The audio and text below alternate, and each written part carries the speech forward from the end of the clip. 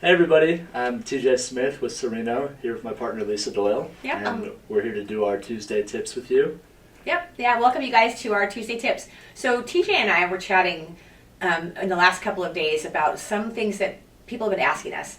You know, our clients have been asking, neighbors have been asking. So we wanted to answer some questions for you about a few topics. So Proposition 19 is a big one that keeps coming up. Right. You know, everyone wants to know how has that changed the dynamics of people moving across the state, and how can they pay less tax, which everybody wants to do. Exactly. So Proposition 19 actually has two parts to it. One of it's related to people moving, right? And then the other one's related to when you inherit a home. You know, so would you explain to the people that don't know what has changed with the tax base, where you're allowed to take it, how many times you can move it, and stuff like that for people that aren't clear? Exactly. So Proposition 19, actually, we voted on that last November, all of California. And this is a question we've had: can they take their tax base out of California? And the answer is no. So it's only inside of our state. So as of April 1st of this year, Proposition 19 went into effect. And what it tells people is they can actually take their tax base anywhere across the state. So let's say we were just talking about your parents. Let's say they've owned the house for 40 years, right? Because of Prop 13, they pay a low tax base. And some people, once they've retired, if they had to move and pay the current tax base, they wouldn't be able to move, right? Right. It's like they're stuck in their homes with all this trapped equity. You know, people that have lived there 40 years. Right. And now they're stuck. So Prop 19 allows people to go across the state anywhere, which that changed. We used to only have a reciprocal of 9 counties. Now it's anywhere in the state.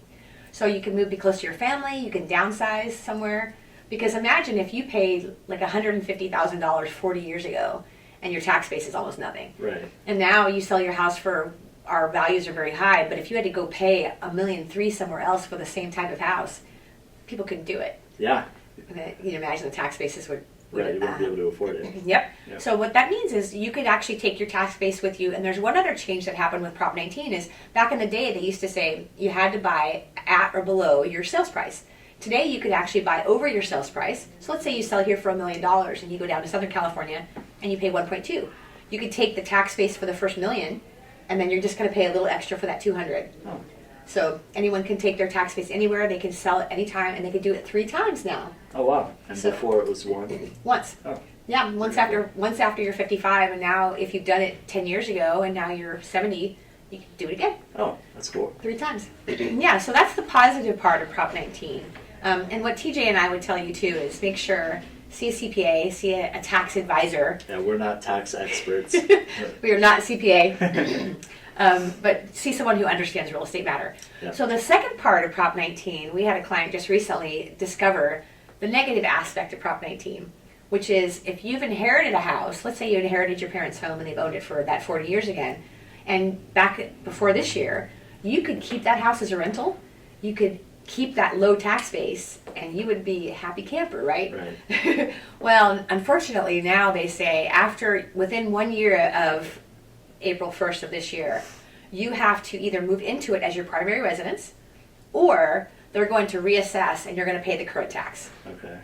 So So unfortunately, there's positives and negatives. exactly. Yeah. So unfortunately, those that inherited homes are, you know, and we have clients that had that as a strategy. They own many rentals and they want to give Right. them to the children, which is wonderful. Yeah. But, you know, you're going to have to pay the tax unless you Yep. live there. And then the other thing that we wanted to share, there's one other thing that's happened a lot this week that has come up a few times. So let's say you own several rental properties, and this is something that people, another tax strategy that people have taken on, or a financial strategy, maybe a retirement strategy. Let's say you own 3 or 4 homes, and in order to have a home as your primary residence, where you get $500,000 for free as free equity, right? As a married couple, $250,000 as an individual. You have a strategy. Let's say you own 5 rentals. Every 2 years, you move into one, and then recapture your primary residence, and then move into another and recapture.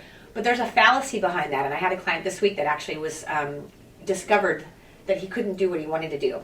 Is he'd owned it for 30 years, and he had what's called depreciated that property for 30 years. Which means every year, basically, you're lowering the value of that asset to the point where you've depreciated fully. So now, basically, it's not worth anything in the eyes of the tax. So when you move into that property and live there for 2 years, they're only going to give you a small percent of what you would have received. And so definitely see your tax advisor. Yep. But that is something that people plan, and they discover after they go through this whole process of You no moving. longer, you can't do it now. Exactly. Yeah. Yeah, you're not going to get that, that full. Benefit. Yeah. Yeah. Exactly. So yeah, you guys, let us know if you have questions. TJ and I are excited to help you. Yes, we are. Thank you for tuning in to our Tuesday tips. And if there's any further questions, let us know. Yeah. Good. Talk to you soon. Take care. Bye, everyone. Bye.